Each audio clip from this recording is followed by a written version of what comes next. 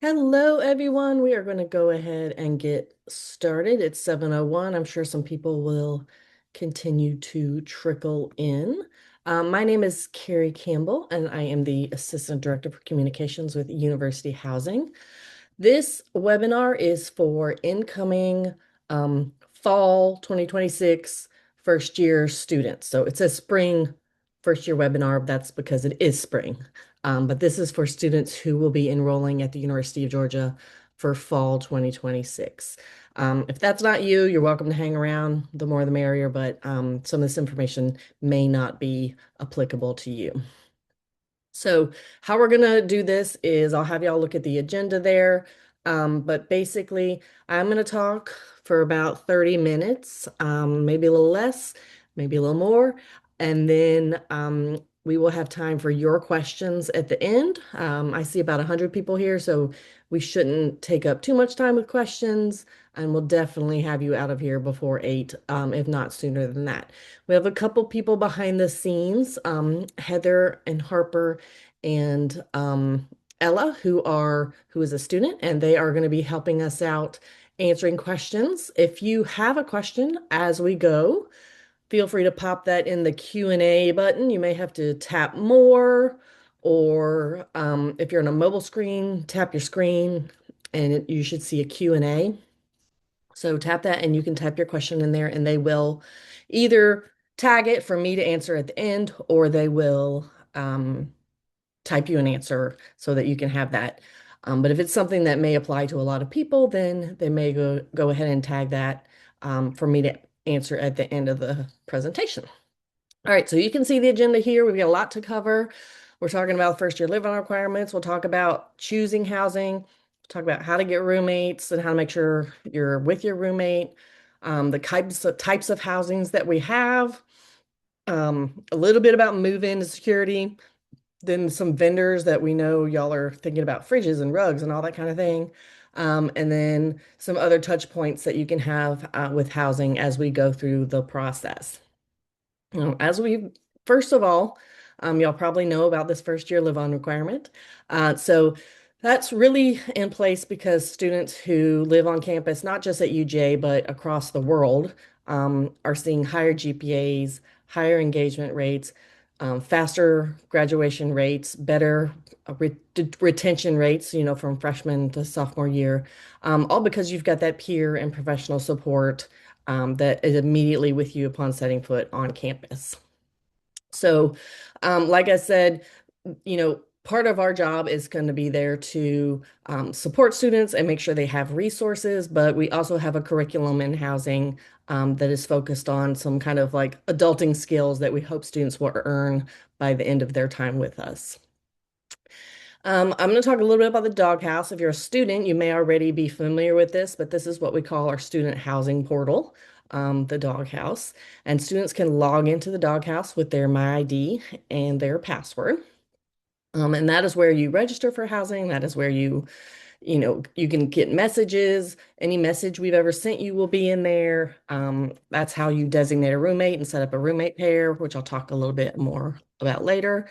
That is also where the floor plans for the buildings are, not the room plans of your individual space. The floor plans, so you can see where you are within the building. So all of that is in there. Only students can log into that. But I wanted to make sure that y'all were familiar with that term. So as I go through this presentation, or if we go through the summer, you'll know what the doghouse is.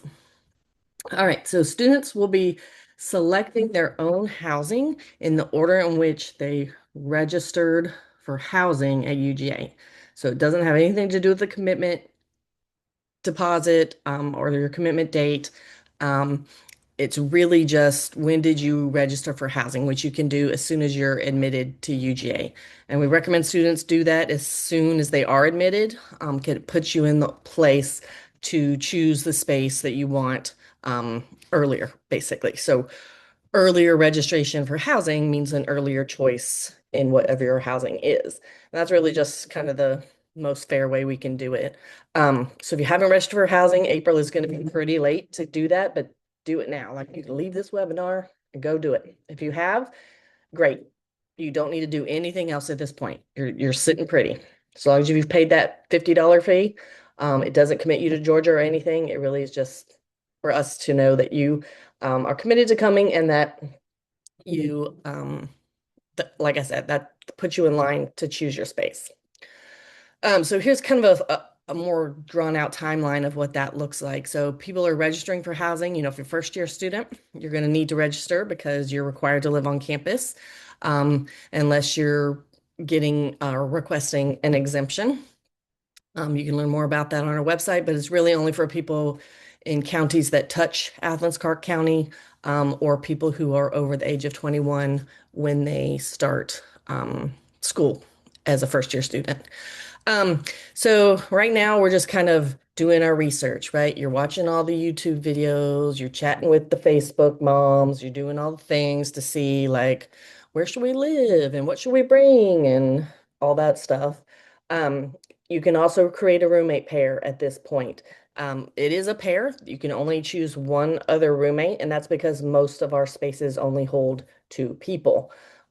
We used to let people choose up to four, but then that meant two other people were getting left out in the cold. And they weren't always communicating about that. So one other person, um, and that we just made a video about how to create a roommate pair and what that looks like. So you can go to the Housing YouTube channel, make sure you're doing that if you have a roommate you want to live with. And then at the end of May, I think the date is, yeah, it's just after the middle of May, is when you will get an email that says, hey, um, here's your time to choose your place, or it'll say, not your time yet, wait for another email. So that won't happen until after the commitment deadline. And we do that after the commitment deadline because we don't know how many male versus female students we have, and we don't know how many students we have. So it's all just a big kind of math guessing game. But it is a student-driven process, so we designate a specific number of rooms for our incoming first-year students. And then once we know what exactly that class breakdown looks like, we'll allot rooms to house those students since our first-year students are guaranteed housing.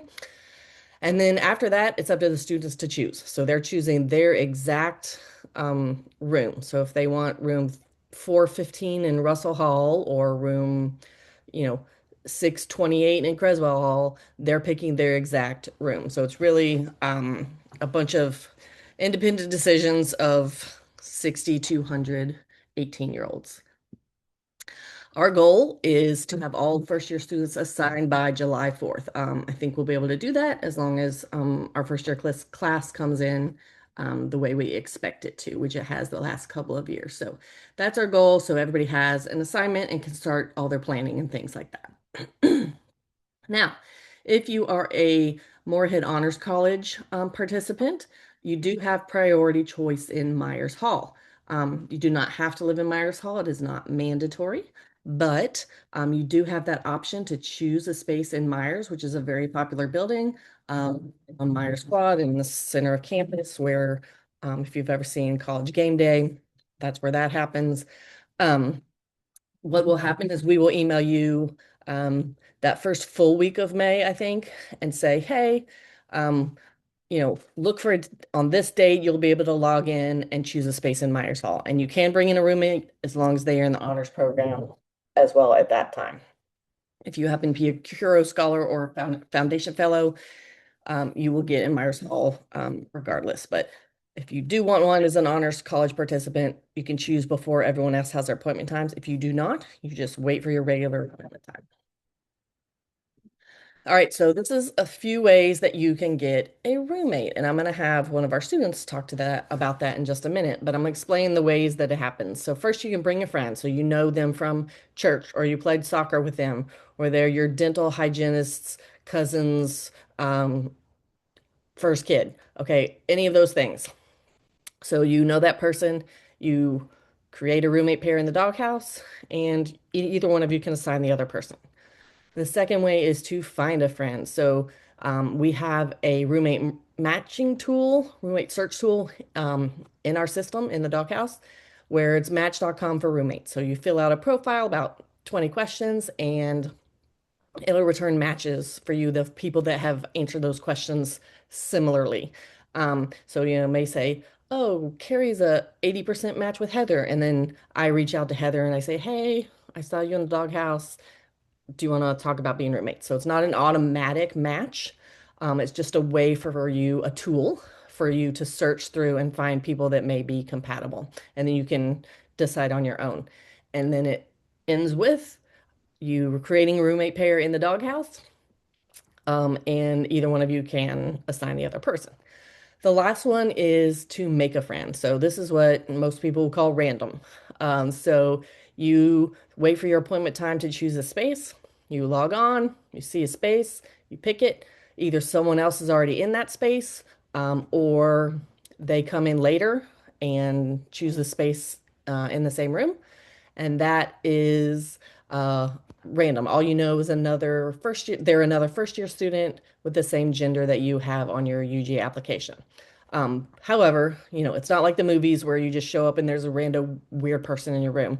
As soon as everyone has their contract signed, which should be, by the second week of July, you can log onto the doghouse and see who that person is, and y'all can start to get to know each other. I think Ella's back there. Ella, do you have any tips or tricks, or you want to talk about how you got your roommate? Yeah.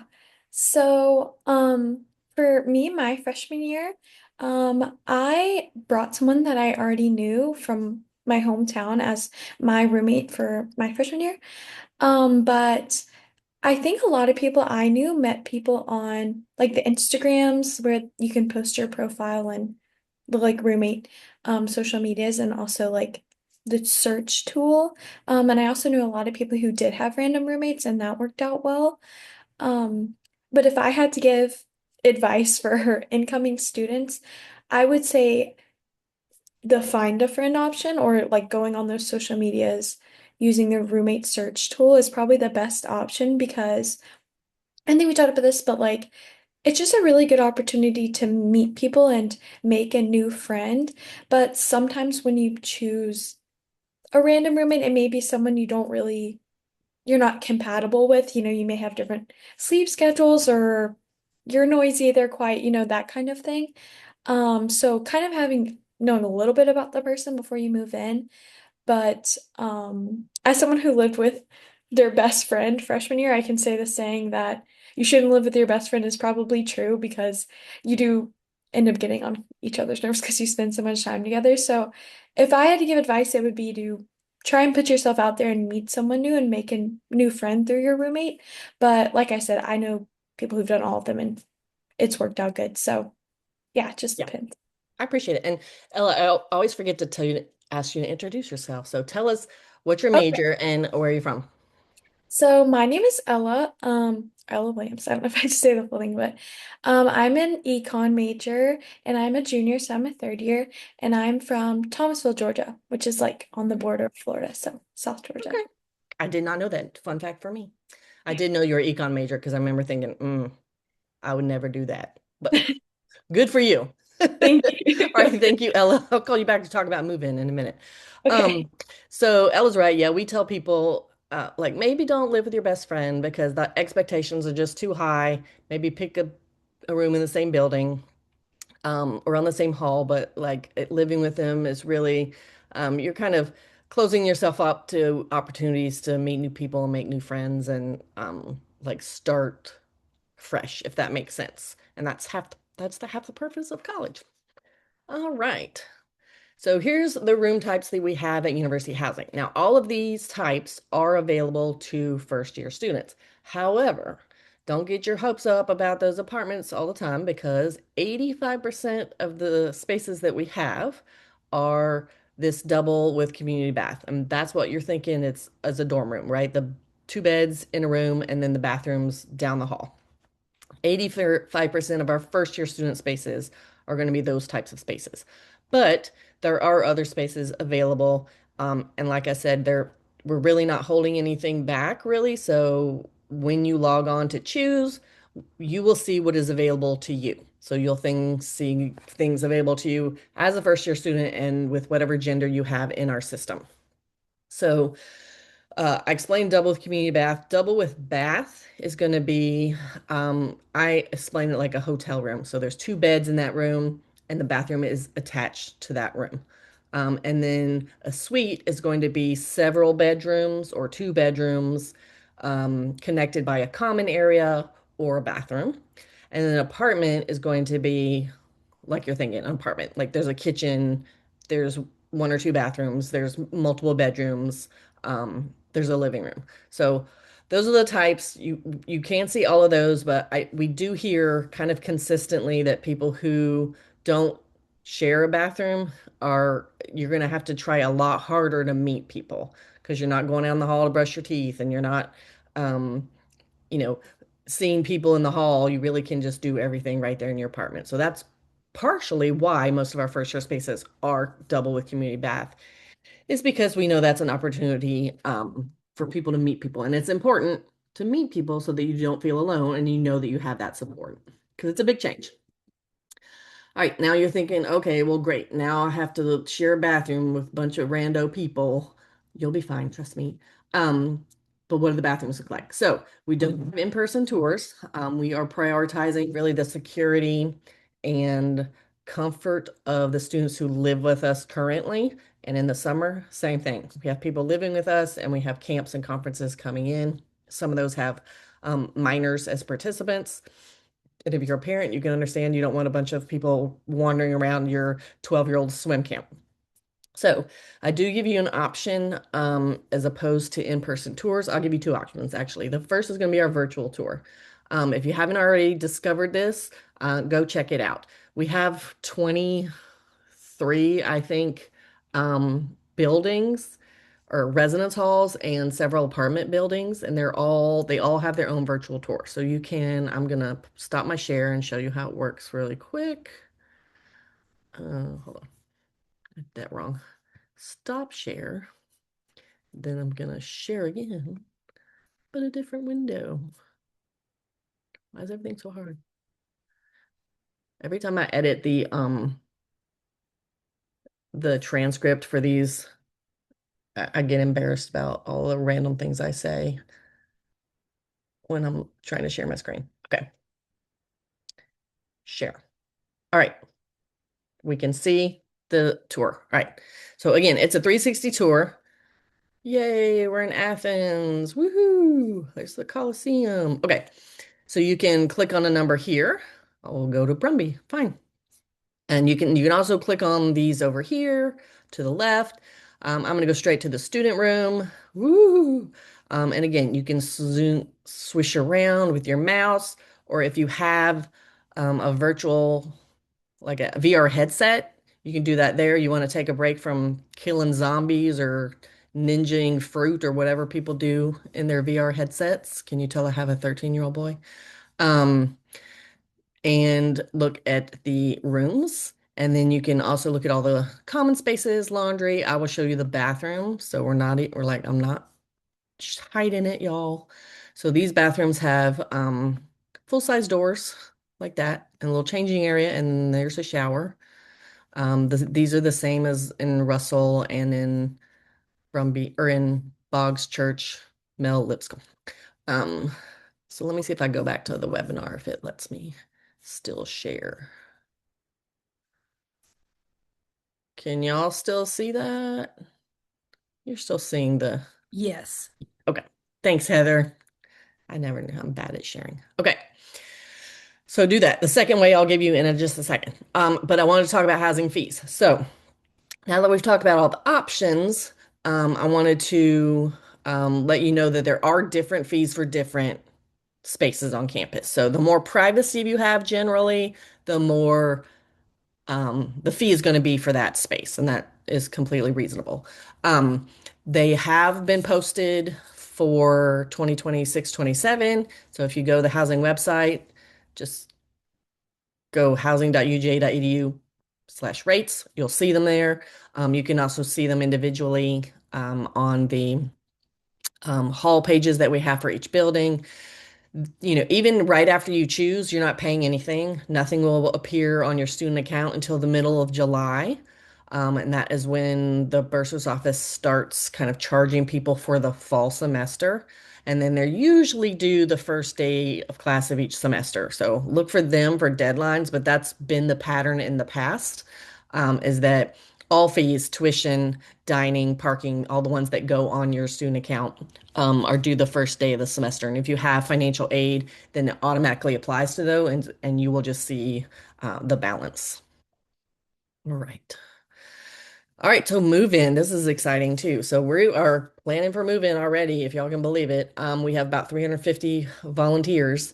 Um, on August 9th, sorority recruitment participants will move in. You have to be registered with Greek Life and be looking for information from Greek Life about this. It does incur a fee, a per day fee for moving in before the 14th because your contract actually begins on the 14th. So look for information from Greek Life if you are participating in sorority recruitment.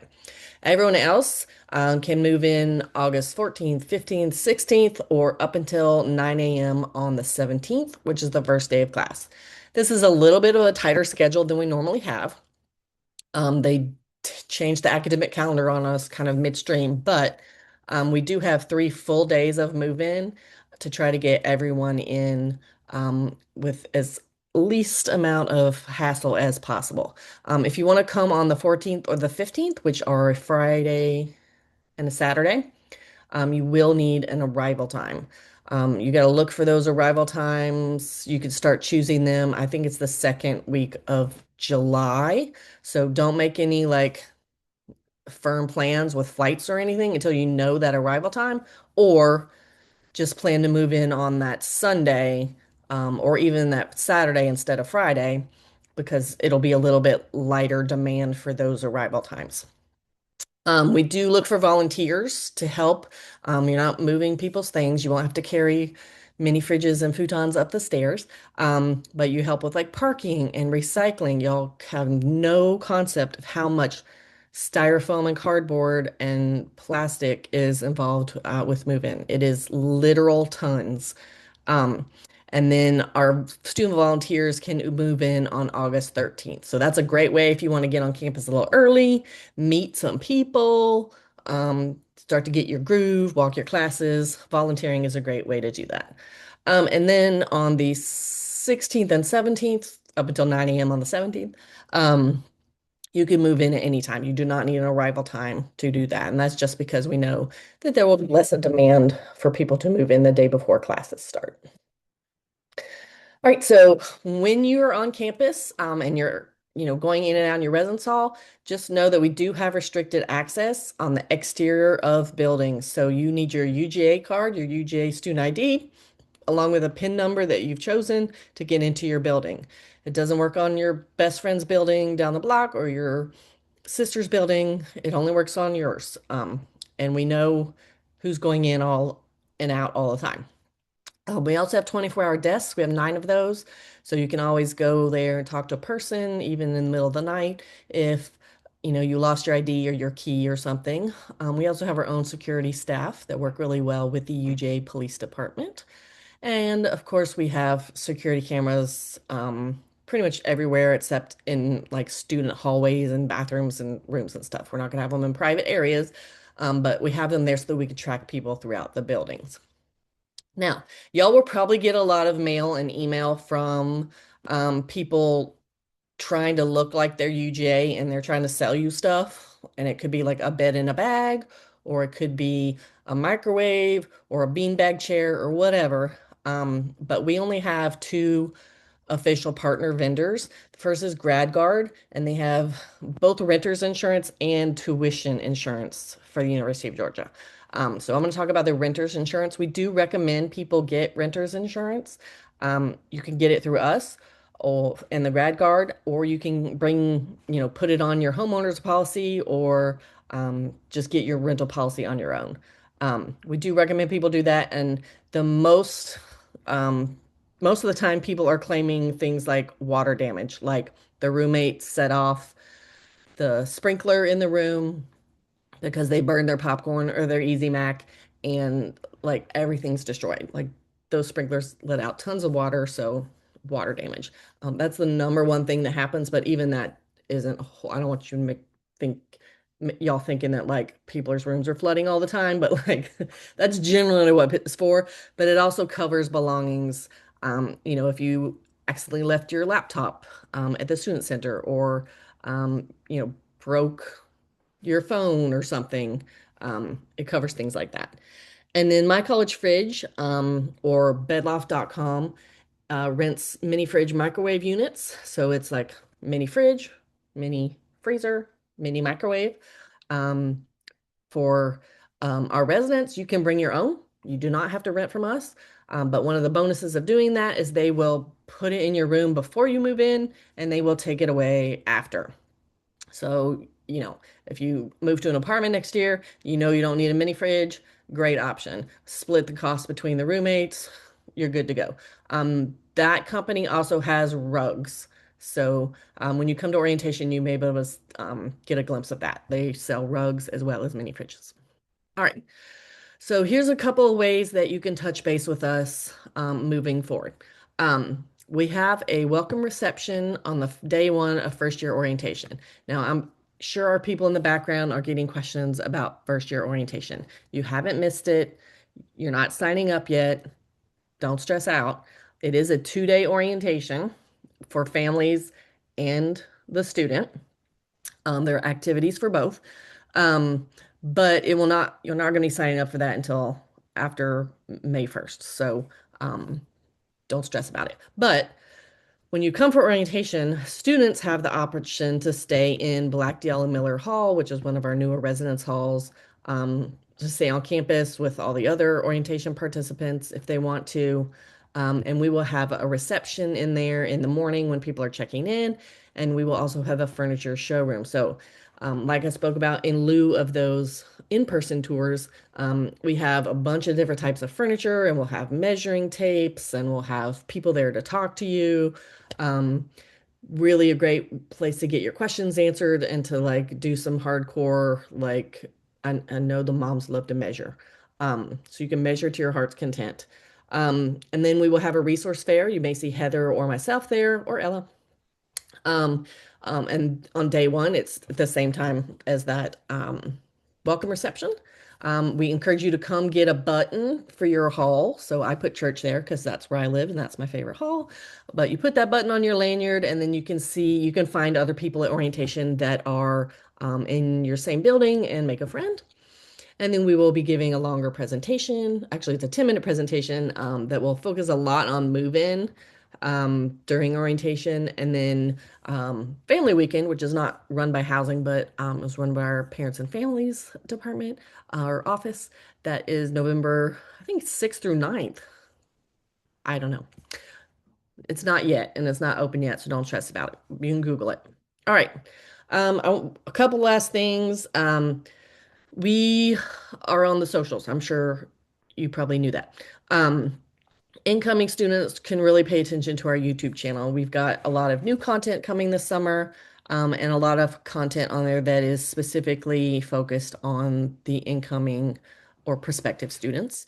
Our Facebook, we focus on parent perspectives and resources that you can share with your student.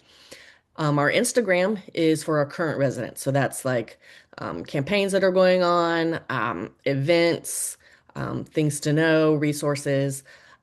Each building or community is going to have their own Instagram page as well. So make sure students are following that. And of course, we have TikTok because everybody has TikTok. Last thing, our new student hub. If you haven't been there, this is kind of, and you don't take anything else away, just go to the new student hub because most of what I said is going to be there. I'm gonna go see if I can show you that. Got a cat scratching on the door back here, and it's very distracting. Okay,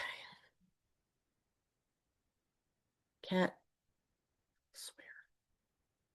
Okay, so here's our new student hub.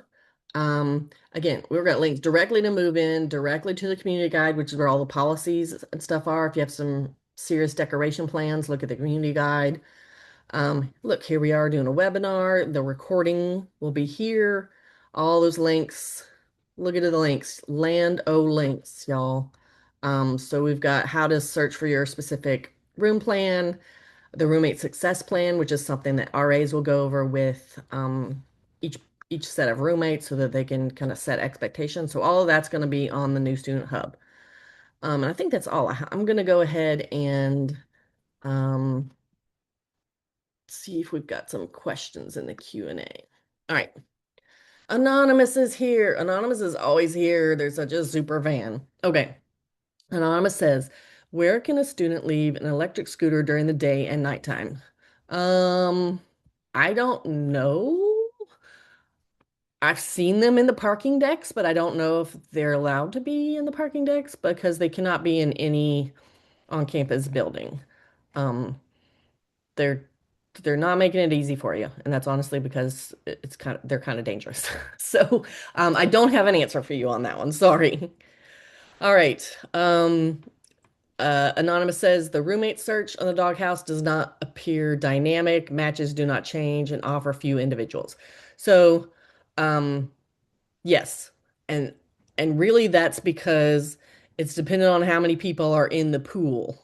So, as people start more looking for roommates and filling out their profiles, and really the best thing to do is answer every question on there, you'll see more and more of people appear in those searches. Because it does update in real time, but it can only work with the information that students are giving it, honestly. And then who's that AI or Al? I don't know. Could you provide more information on what activities are planned for family weekend in November? So yes, it's an away game weekend.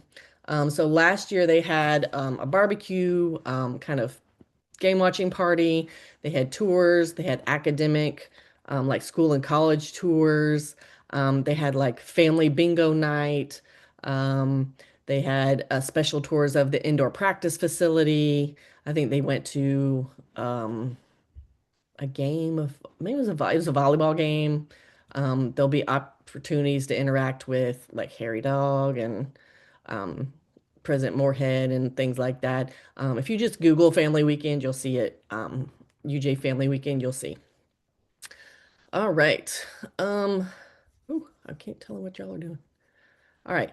Caitlin says, if I'm talking with a potential roommate online, am I required to finalize that roommate selection before applying for my preferred dorms or being assigned a random roommate? Um, is it possible for both of us to apply independently and confirm our roommate pairing at a later stage? Yes. So you only have to confirm a roommate pair before you go into choose housing, like the day before. Um, you need to have your roommate pair set up before that happens because if I just log on and I send Heather an invitation to be my roommate, she has to confirm that in order to make the roommate pair. So you just need enough time for that to happen. So people need to do it before you log on to choose your space. But you won't be able to do it like in the moment when you're actually choosing a space. And again, you're choosing your exact room. You're not asking for a preferred hall or a preferred room. Like you will log in and it's like shopping. You're putting those things in a shopping cart.